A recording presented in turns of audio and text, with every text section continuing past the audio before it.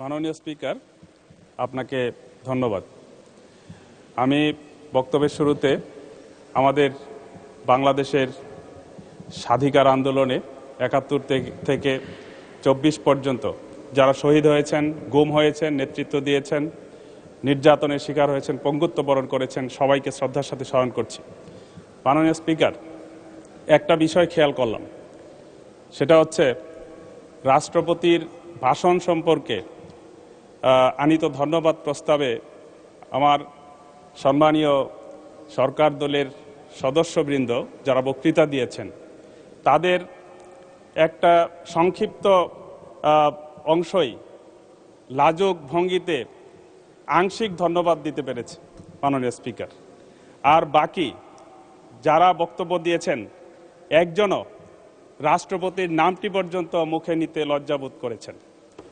মাননীয় স্পিকার, এ কারণেই আমাদের বিরোধী দলীয় নেতার নেতৃত্বে আমরা এই লজ্জা থেকে জাতিকে বাঁচানোর জন্য আমরা ওয়াকআউট করেছিলাম। মাননীয় স্পিকার, আমরা আশা করেছিলাম সরকারি দলের পক্ষ থেকে আমরা এই জন্য একটা ধন্যবাদ পাব। আমি আবার ভয় পাচ্ছি যে এই কথা বলার প্রেক্ষিতে মাননীয় স্বরাষ্ট্রমন্ত্রী মহোদয় বলে ওঠেন কিনা যে এটা তো কোনো সংবিধানে লেখা নেই। মাননীয় স্পিকার, আমি আপনার মাধ্যমে এই জাতিকে অবহিত করতে চাই, এই রাষ্ট্রপতি হচ্ছে ফ্যাসিবাদের সর্বশেষ আশ্রয়স্থল। অতএব আমরা ধন্যবাদ আশা করছি না, বরং আপনার মাধ্যমে সরকারের কাছে আশা করি এই রাষ্ট্রপতিকে যদি ওনারা অভিশংসনের মাধ্যমে হোক, যেভাবেই হোক, সাংবিধানিক প্রক্রিয়ায় তাকে অব্যাহতি দিয়ে নতুন রাষ্ট্রপতি নির্বাচন করলে জাতি খুশি হবে। মাননীয় স্পিকার, আর জাতি খুশি হবে, আমরা ধন্যবাদ চাই না, বরং এই যে অধ্যাদেশগুলো জনগুরুত্বপূর্ণ, বিশেষ করে গুম কমিশন, বিচার বিভাগের স্বাধীনতা সহ যেই প্রতিশ্রুতিগুলো আমাদের জাতির সামনে এই সরকারি দলের ছিল, সেই অধ্যাদেশগুলো আইনে রূপান্তর করবেন, তাহলেই জাতি খুশি হবে।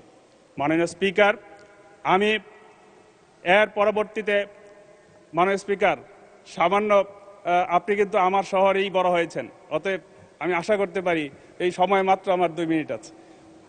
মাননীয় স্পিকার, আমি শহীদ রাষ্ট্রপতি জিয়াউর রহমানের কথা উল্লেখ করতে চাই। উনি বাংলাদেশের রাজনীতিতে প্রাসঙ্গিক।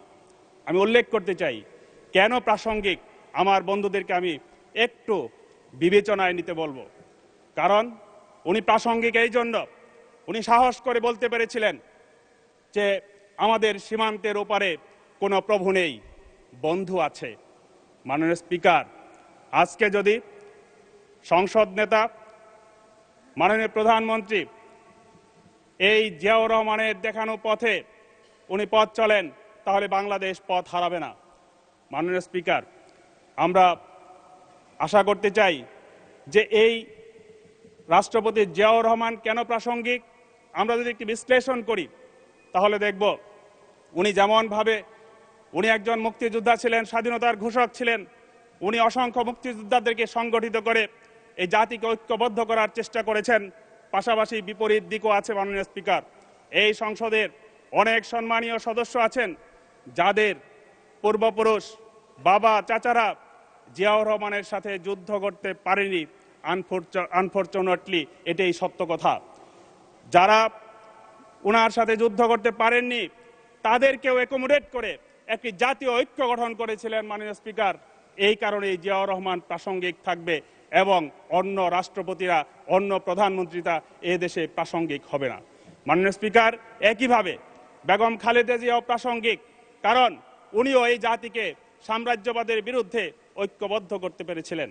কিন্তু আমরা দেখছি, দুঃখজনক হলেও সত্য, আজকে এই বাংলাদেশকে আবারও কয়েকটি শব্দের মাধ্যমে, গুপ্ত, সুপ্ত অথবা রাজাকার, এই সব শব্দকে আবার উস্কে দিয়ে আজকে যেইভাবে জাতিকে বিভক্ত করা হচ্ছে, আমি মনে করি অতীতের মতো এই শব্দগুলো আবার ব্যাকফায়ার করতে পারে।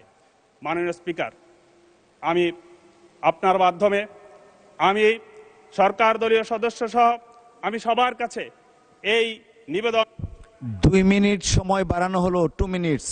Thank you. আমি এই নিবেদন করতে চাই, আসুন আমরা জাতির প্রয়োজনে ঐক্যবদ্ধভাবে এই বাংলাদেশকে গড়ে তোলার চেষ্টা করি।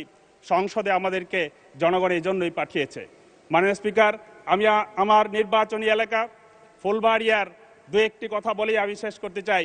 আমার ফুলবাড়িয়া উপজেলায় একটি কলেজ, যেটি ফুলবাড়িয়া ডিগ্রি কলেজ, এটি সরকারিকরণের তালিকায় ছিল 1 নম্বরে এবং 2 নম্বরে ছিল মহিলা কলেজ, এবং তালিকাবিহীন একটি নন এমপিও কলেজকে সরকারিকরণ করা হয়েছে শুধুমাত্র ফজিলাতুন্নেসা মুজিব নামের কারণে।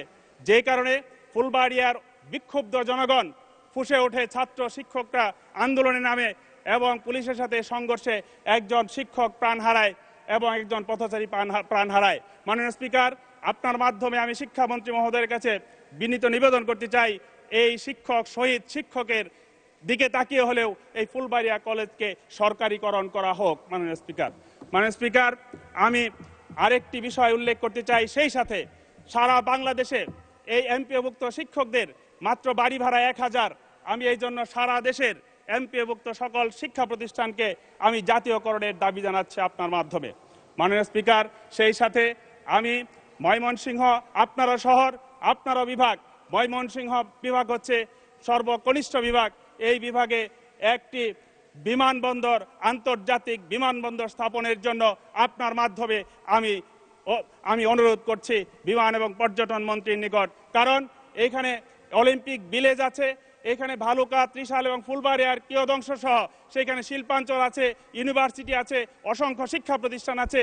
এখানে একটি বিমানবন্দর বিশেষ প্রয়োজন। এই জন্য বৃহত্তর ময়মনসিংহের অধিবাসী হিসেবে আপনারও প্রয়োজন।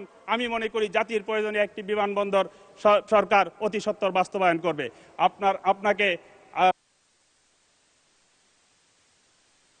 আপনাকেও ধন্যবাদ মাননীয় সদস্য।